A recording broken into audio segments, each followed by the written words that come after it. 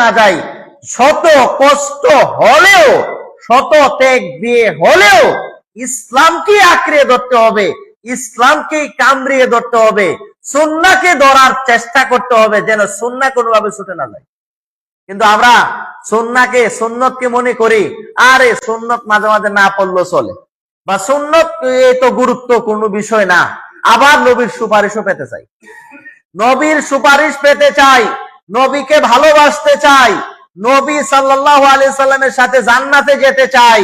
নবী করিম সাল্লাল্লাহু আলাইহি ওয়াসাল্লামের এই ভালোবাসায় সবকিছু করতে পারি, কিন্তু নবীর সুন্নত আমরা পালন করতে পারি না।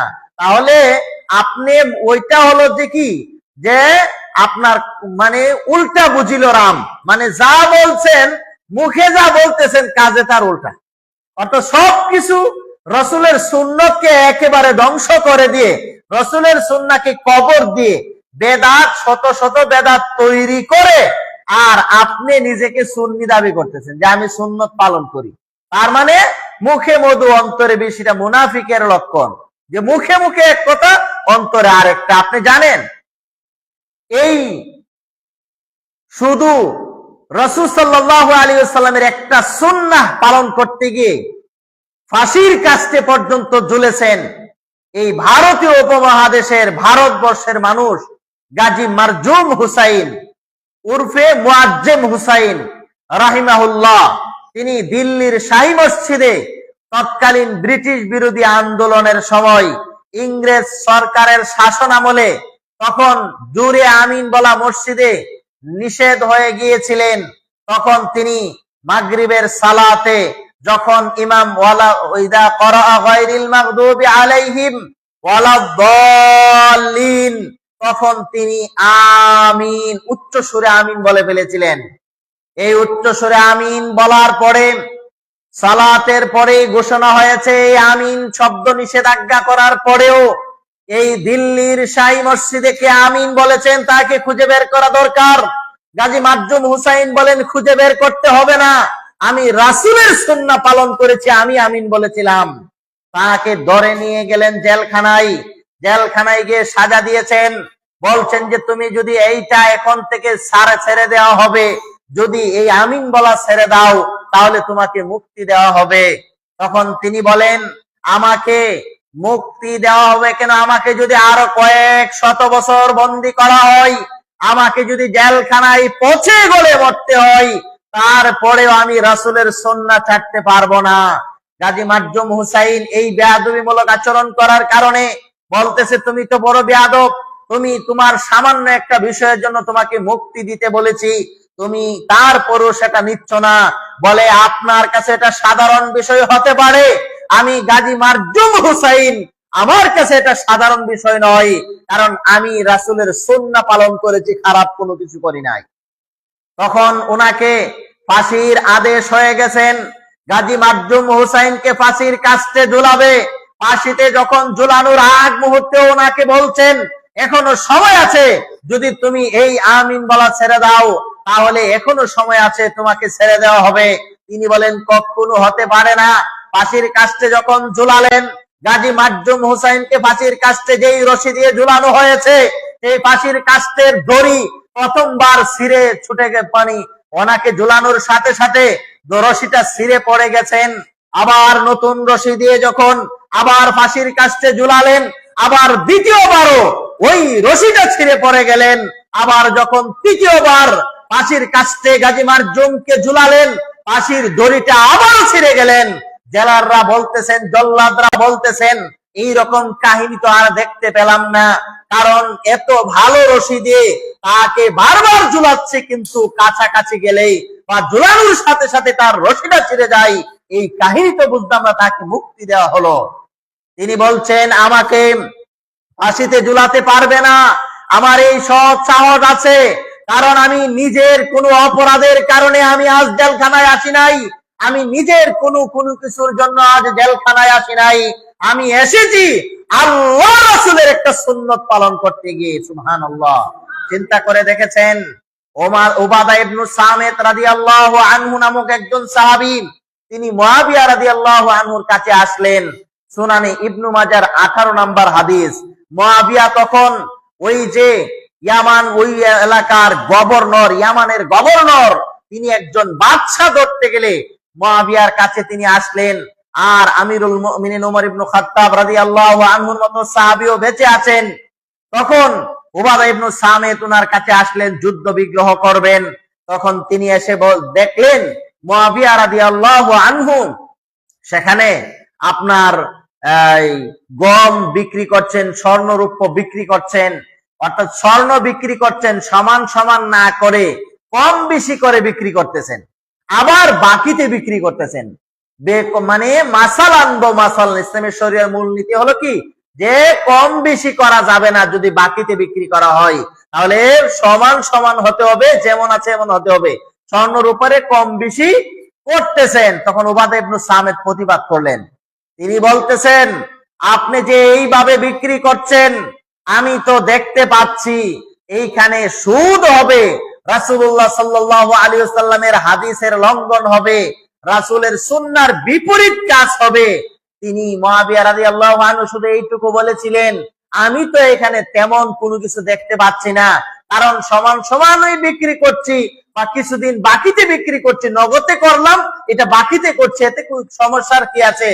তখন উবাদা ইবনে সামিত রাদিয়াল্লাহু আনহু আমিরে মুআবিয়া নামক গভর্নর ব্যক্তিকে বলছিলেন, ওয়াহাদিসু আন রাসূলিল্লাহি সাল্লাল্লাহু আলাইহি ওয়াসাল্লাম আন তুহাদ্দিসু আন রায়াকা।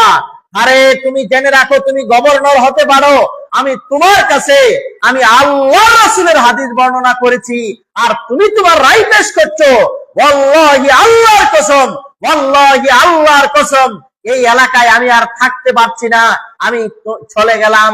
তিনি আবার মদিনায় চলে আসলেন। ওমর ইবনে খাত্তাব চিঠি লিখে পাঠালেন, উবাদা ইবনে সামিত যা বলেছেন এটা দ্রুত আপনি মেনে নেন, আর না হয়তো উবাদা ইবনে সামিতের মতো ব্যক্তি যদি এই এলাকায় না থাকেন তাহলে আল্লাহর গজব চলে আসবে। চিন্তা করে দেখেছেন, যেই দেশে সুন্নতের মূল্যায়ন করা হয় না ওই দেশে আল্লাহর গজব আসে। যেই দেশে রাসূলের সুন্নাহকে অপমান করা হয় ওই দেশে অন্য কিছু না আসলেও আল্লাহর গজব আসবে। এই জন্য রাসূলের সুন্নাহকে অবমূল্যায়নের চেষ্টা করবেন না। রাসূলুল্লাহ সাল্লাল্লাহু আলাইহি ওয়াসাল্লামের সুন্নাহকে নিয়ে খেলতামশা করবেন না। রাসূলের সুন্নাহকে অবজ্ঞা করার চেষ্টা করবেন না। রাসূলের সুন্নাহ যে কত দামি জিনিস, তিনি সেই এলাকায় ছেড়ে দিলেন। আমার এই যুদ্ধ বিগ্রহের দরকার নাই, আমার এই পজিশন গভর্নরের দরকার নেই, তিনি চলে আসলেন। শুধু জানেন, আবু সাঈদ খুদরি এমন একজন সাহাবী, হাদিসের কিতাবের পৃষ্ঠা খুললে তার নাম পাওয়া যায়। আবু সাঈদ খুদরি রাদিয়াল্লাহু আনহু তিনি মদিনায় অনেক দিন ছিলেন, মদিনার মানুষ। তিনি এক জায়গায় গিয়ে দেখেন তখন বাচ্চা মারওয়ান ঈদের সালাত পড়াবেন, ঈদের সালাতের ইমামতি করবেন। তখন তিনি বলতেছেন, ঈদের সালাতের, ভালো করে শুনুন এই হাদিসটি, যে ঈদের সালাতের ইমামতি যদি করা হয় আগে আর খুতবা যদি পরে দেওয়া হয় তাহলে লোকজন তো খুতবা না শুনে চলে যাবে। এই জন্য খলিফা মারওয়ান তিনি মনে মনে সিদ্ধান্ত নিলেন, যেহেতু খুতবা পরে হয় নামাজের, এই জন্য জুমার নামাজেও তো আপনার খুতবা আগে হয়, ঈদের নামাজের খুতবাটাও আগে পড়ে ফেলি। ঈদের নামাজের খুতবাটা আগে পড়ে ফেলে, জুমাতে পড়লে যেমন সমস্যা নেই, তাহলে ঈদের আগে পড়ে ফেলি, তাহলে লোকজন সালাত পড়ে চলে যাবে। আর না হয়তো ঈদের নামাজ পড়ে ফেললে লোকজন খুতবার জন্য বসে থাকে না, চলে যাবে। তখন তিনি এই কথা যখন বললেন, আবু সাঈদ খুদরির সাথে সাথে প্রতিবাদ করে বললেন, জেনে রাখুন আল্লাহর রাসূল এই কথাই বলেছেন, আল্লাহর রাসূল এইভাবে আমল করেছেন। আল্লাহর রাসূল সাল্লাল্লাহু আলাইহি ওয়াসাল্লাম আগে সালাত আদায় করেছেন ঈদের, এরপরে খুতবা দিয়েছেন। আপনাকে এইটাই করতে হবে। আল্লাহর রাসূল আগে নামাজ পড়িয়েছেন, পরে খুতবা দিয়েছেন, আপনি এইটা করতে পারেন না, আগে খুতবা দিবেন পরে নামাজ পড়াবেন, এইটাই যায় না ঈদের ক্ষেত্রে। তিনি বলেন যে না, ওইটাই হবে। তখন উবাদা ইবনে আবু সাঈদ খুদরি রাদিয়াল্লাহু আনহু এই জায়গা ছেড়ে চলে যাচ্ছেন, বলছেন, ওয়াল্লাহি আল্লাহর কসম, ওয়াল্লাহি আল্লাহর কসম, মা রাআইতু খায়রান কত্তু, আমি এখানে কখনো কি দেখতে পাচ্ছি না, কল্যাণ দেখতে পাচ্ছি না। কারণ এখানে রাসূলের বিরুদ্ধাচরণ করা হচ্ছে। রাসূলুল্লাহ সাল্লাল্লাহু আলাইহি ওয়াসাল্লামের হাদিসের বিপরীত আমল করা হচ্ছে। চিন্তা করেছেন? তখন তিনি অতি দ্রুত, অতি তাড়াতাড়ি ওইখান থেকে চলে গেলেন, যেহেতু রাসূলের হাদিসের বিপরীত কাজ হবে, রাসূলের হাদিসের বিপক্ষে এখানে আমল হবে, রাসূল বলেছেন এইভাবে আর আমরা করবো এইভাবে, না, এটা হতে পারে না। তিনি চলে গেলেন। আরেকজন সাহাবী যার নাম ইবনে ওমর, ইবনে ওমর নাম শুনেছেন? ইবনে ওমর মানে উমর রাদিয়াল্লাহু আনহুর ছেলে, উমর ইবনে খাত্তাব যেই রকম ভাবে ইসলামের ক্ষেত্রে শক্ত অবস্থান ছিলেন, ওনার ছেলে আব্দুল্লাহ ইবনে ওমর রাদিয়াল্লাহু আনহু তিনিও এইরকম শক্ত অবস্থানে ছিলেন। ইবনে ওমর রাদিয়াল্লাহু আনহু তিনি যখন হজে যেতেন, হজে যাওয়ার পরে ইবনে ওমর রাদিয়াল্লাহু আনহু তিনি রাসূল যেখানে ঘোড়া উট থেকে নেমেছেন তিনি সেখানে নামতেন, রাসূল যেখানে তাবু গেড়ে বসেছেন তিনি সেখানে বসতেন, রাসূল যা করতেন ইবনে ওমর ওইভাবেই করতেছেন। তখন তিনি বললেন, লোকেরা তাকে প্রশ্ন করা হলো যে আপনি যে কোনো এক জায়গায় তো উট থামাতে পারেন, এখানে কেন থামালেন? আপনি যে কোনো এক জায়গায় তো বসতে পারেন, আপনি এখানে কেন বসলেন? তখন ইবনে ওমর রাদিয়াল্লাহু আনহু বলছেন, রাআইতু রাসূলুল্লাহ সাল্লাল্লাহু আলাইহি ওয়াসাল্লাম নাযালা হুনা। আরে জেনে রাখো, আমি এসেছি ইসলাম পালন করতে, ইসলামের বিধান হজ পালন করতে এসেছি। আর রাসূল যেভাবে ইসলাম হজ পালন করেছেন, আমি যদি সেইটা না করতে পারি তাহলে আমি কিসের হজ পালন করতে এসেছি? এই জন্য ইবনে ওমর বলছেন, আমি তো আমার দুই চোখে দেখেছি আল্লাহর নবী এইখানে উঠ থেকে নেমেছেন, এই জন্য আমি এখানে নেমেছি। আল্লাহর নবী যেখানে বসেছেন আমি সেখানে বসার চেষ্টা করেছি। আমি ইবনে ওমর বেঁচে থাকতে আল্লাহর রাসূল সাল্লাল্লাহু আলাইহি ওয়াসাল্লামের সুন্নাহর বিপরীত কোনো কাজ হবে এটা আমি কখনো মেনে নিতে পারবো না। সুবহানাল্লাহ। ইবনে ওমরের ছিল দৃঢ়তা, উনার পিতা থেকে উনি সবচেয়ে বেশি দৃঢ় ছিলেন। হজের ব্যাপারে উনি বলতেছেন যে আপনি হজ্জে তামাত্তু করেন, হজ্জে কিরান করবেন না। লোকজন বলতেছেন উনার পিতা উমর ইবনে খাত্তাব রাদিয়াল্লাহু আনহু হজ্জে তামাত্তু করছেন, আর উমর রাদিয়াল্লাহু ইবনে উমর বলতেছেন যে আমি হজ্জে কিরান করব। হজ্জে কিরান মানে হজ এবং উমরা একসাথে, আর হজ্জে তামাত্তু হলো উমরা করার পরে হালাল হয়ে যাওয়া, এরপর আবার হজের জন্য ইহরাম বাঁধা। তো উমর রাদিয়াল্লাহু তাআলা আনহু বলছেন যে এটা দুটোই করা যাবে এবং রাসূলের অনুমোদন আছে যে দুটোই করা যাবে। হজ্জে ইফরাদ, হজ্জে তামাত্তু, হজ্জে কিরান, এই তিন প্রকার হজের বিবরণ আছে, যে তিন ভাবেই আপনি করতে পারবেন। হজের পদ্ধতি তিনটা। তো রাসূল সাল্লাল্লাহু আলাইহি ওয়াসাল্লাম হজ্জে কিরান করেছেন, ওমর রাদিয়াল্লাহু তাআলা আনহু করছেন কি, তিনি হজ্জে তামাত্তু করলেন। তো লোকজন আয়েশা বলতেছেন, আপনার বাবা এত বড় একজন সাহাবী, রাসূলের এত কাছের, আপনার বাবা হজ্জে তামাত্তু করতেছেন আর আপনি কিরান করবেন, ব্যাপারটা কি? তখন ইবনে ওমর তিনি বলতেছেন, আমি তোমাকে রাসূল সাল্লাল্লাহু আলাইহি ওয়াসাল্লামের সুন্নাহর কথা বলছি, হাদিসের কথা বলছি, আর তুমি আমার কাছে আমার রাই ও আবি, আমার বাবার হাদিসের না এখানে বলো। আমি তোমাকে বলি রাসূলের সুন্নাহর কথা, আর তুমি আয়েশা বলো আমার বাবার কথা।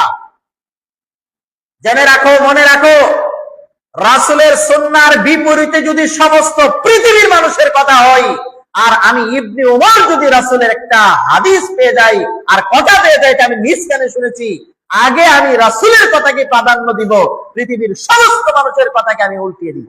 সুবহানাল্লাহ। এই ছিল ইবনে ওমরের দৃঢ়তা। ইবনে ওমর সুন্নাহ পালনের ব্যাপারে সুন্নাহর গুরুত্ব এইভাবে আমাদেরকে বুঝতে হবে, সুন্নাহর গুরুত্ব এইভাবেই দিতে হবে। আমরা মনে করি যে রাসূল বলেছেন, আমাদের দেশের মানুষ সুন্নতকে এত গুরুত্ব দেয় না, যতটা গুরুত্ব দেয় ওই পীর সাহেবের দেওয়া তসবিহকে।